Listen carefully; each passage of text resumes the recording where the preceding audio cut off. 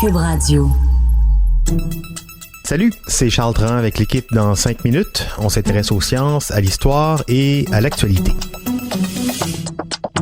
Aujourd'hui, on parle d'hypnose virtuelle, un état d'hypnose induit par des applications de réalité virtuelle pour aider les patients à relaxer, contrôler la douleur, ce qui aussi, on s'entend, aide les personnels soignants à pratiquer des actes médicaux désagréables comme des biopsies, des prises de sang, des opérations mineures. Oui, parce que maintenant, les lunettes de réalité virtuelle, ça peut aussi servir à soigner. Aux États-Unis, on range ça dans le domaine du MedVR, le Medical Virtual Reality, ou encore les thérapies VR. Plusieurs centres de recherche, entreprises s'y mettent, financés notamment et largement par l'armée américaine. Le stress, la douleur, l'anxiété, la technologie, on connaît ça chez les militaires, mais pas que là-bas. Et donc, l'hypnose induite par un logiciel et un casque de réalité virtuelle, ça semble donner des résultats intéressants. Déjà, chez le dentiste, pour calmer les angoisses de la drille, on vous installe maintenant des lunettes fumées, des écouteurs qui diffusent de la petite musique thérapeutique. Ça permet au dentiste de travailler dans une bouche, on va dire, plus réceptive et surtout moins sensible. Le casque de réalité virtuelle, c'est une coche au-dessus. Donc voilà, c'est un casque que je vais vous mettre sur la tête, OK? Imaginez une biopsie mammaire pour contrôler une masse suspecte dans un sein. Déjà, certains centres de santé comme cet hôpital en Belgique proposent, pour calmer les angoisses et par le fait même contrôler la douleur, proposent de vivre ce moment désagréable sous hypnose.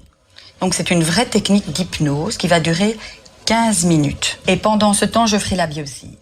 Sous hypnose médicale, le conscient travaille avec le subconscient.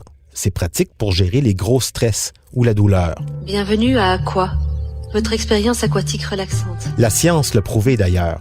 L'imagerie médicale le montre clairement. En état de conscience normale, tous les réseaux de douleur sont activés. En hypnose, seulement certaines régions sont activées. Notre cerveau nous donne donc le pouvoir de modifier notre perception de la réalité et c'est à ça que ça sert l'hypnose. Notez le rythme régulier et personnel de votre souffle. Le procédé a été testé, entre autres, lors de coloscopies, pour la chirurgie dentaire, j'en parlais, pour des ponctions ovariennes, des poses de cathéter aussi. Les patients se sont dit satisfaits dans 80 à 95% des cas, selon les pathologies.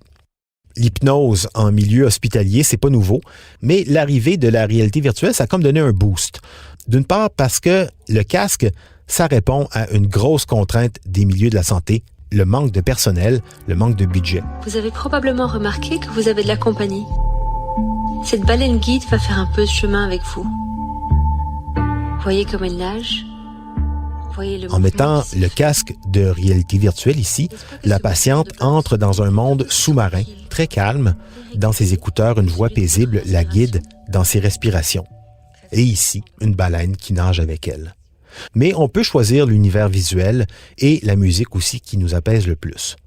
Les textes sont écrits par des médecins, lus par des professionnels, d'une durée adaptée à l'intervention, de quoi faire entrer le patient dans un état de semi-conscience. Peu à peu, la perception de la douleur diminue. La patiente voit qu'on lui enfonce une énorme aiguille dans le sein et donc le stress est décuplé.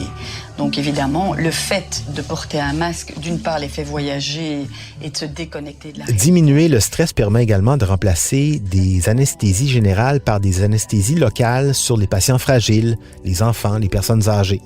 Certains pensent même que le tiers de toutes les anesthésies pourrait potentiellement se faire sous hypnose avec les casques de réalité virtuelle. On ne parle pas ici d'ablation de rate ou de retirer une tumeur dans l'intestin, mais quand même, l'avantage avec l'hypnose, c'est que le patient n'est pas endormi, il peut communiquer avec les médecins et en plus, ça évite de prendre beaucoup de médicaments. En Belgique, on appelle ça la sédation digitale, sans médicaments, sans effets secondaires, avec un casque de réalité virtuelle sur la tête. C'est pour ça que la technologie de réalité virtuelle gagne en popularité. Elle semble avoir trouvé une réelle utilité. L'hypnose virtuelle, une application prometteuse pour tous ces casques VR, mais aussi pour les personnels de santé et surtout pour les patients. C'était en 5 minutes.